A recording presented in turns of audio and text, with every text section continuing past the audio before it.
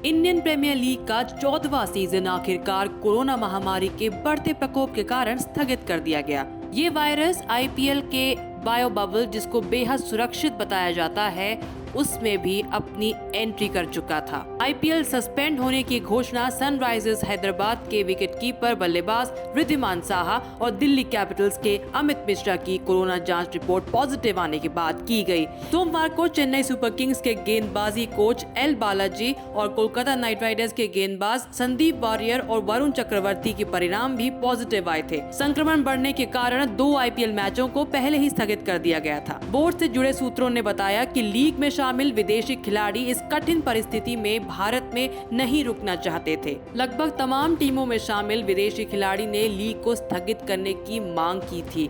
भारत के भी कई खिलाड़ी और कई फ्रेंचाइजीज भी हालात को देखकर नाखुश हुए।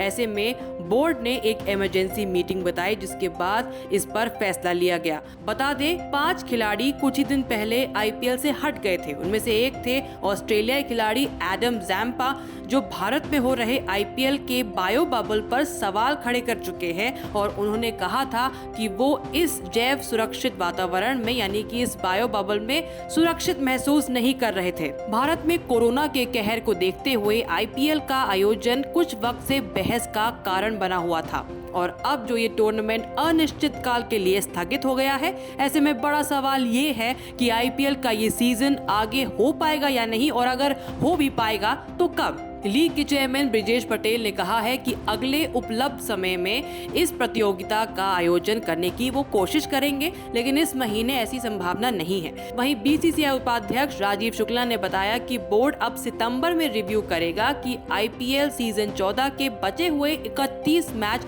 कब कराए जा सकते हैं। बता दें, आईपीएल सीजन 14 के 29 मैच हो चुके हैं और 31 बचे हुए हैं। आईपीएल 2021 को पूरा कराने के लिए कम से कम 20 से 25 दिनों की विंडो चाहिए।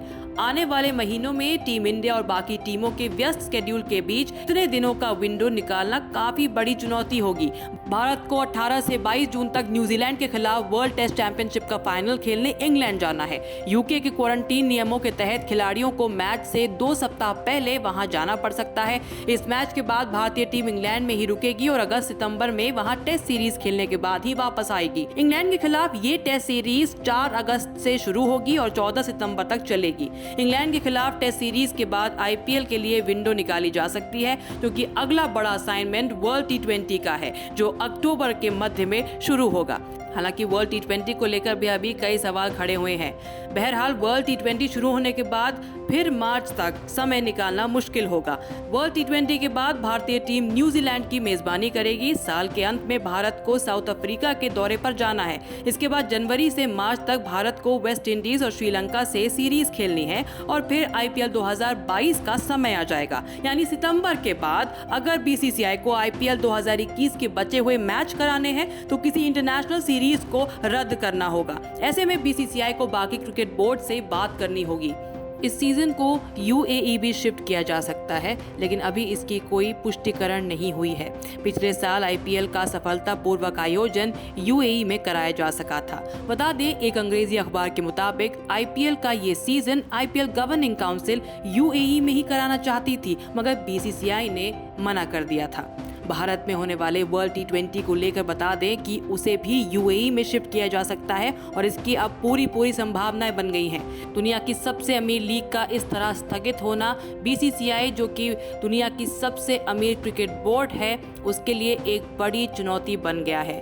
भारत में कोरोना की स्थिति, अलग अलग देशों में कोरोना की स्थिति आगे क्या होती है, ट्रैवल और क्वारंटीन रूल्स, क्रिकेट कैलेंडर और तमाम प्लेयर सुरक्षा को देखते हुए कहां खेलना पसंद करेंगे या नहीं, बीसीसीआई के सामने कई बड़े सवाल अब खड़े हो गए हैं।